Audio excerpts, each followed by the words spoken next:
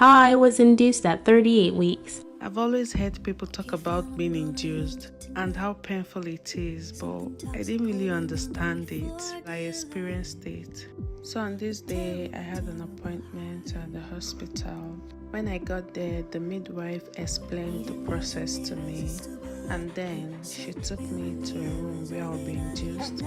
I didn't know that the process would be this painful, oh my god, I was literally screaming, I was shouting, at a point she asked me if she should stop. I said yes. So she stopped and allowed me rest a little because the pain was so much, and then she let her continue. So the first process is the one that is like a balloon. That's the first one. So I had it done for 6 hours, and they actually told me that if that one failed, they would do the second one, which would be a different stuff altogether.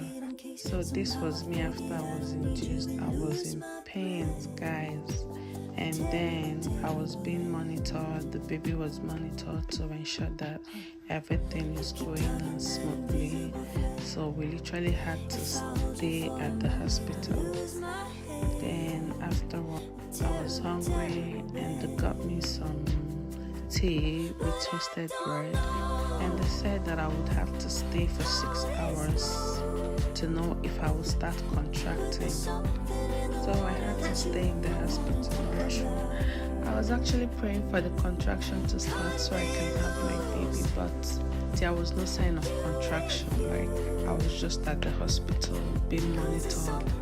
There was no sign of contraction at all.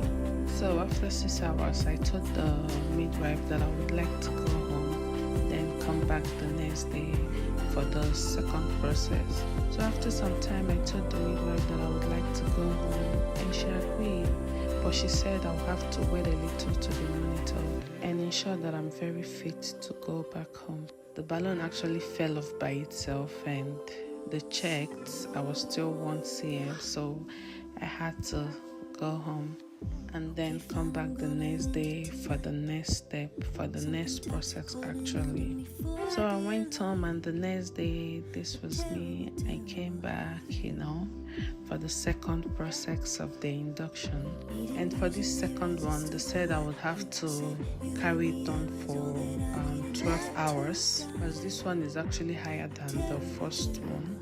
So, and hopefully I would start contracting after this one. So I came, and first of all, I ate something as usual. Then I waited for the midwife to come and take me to the inducing room so she can induce me.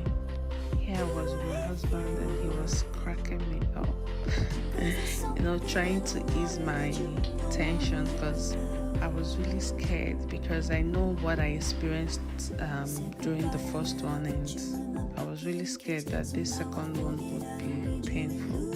So this is me all dressed up for the induction.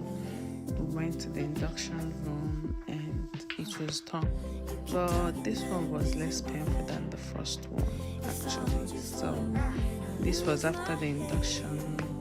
We were at the hospital.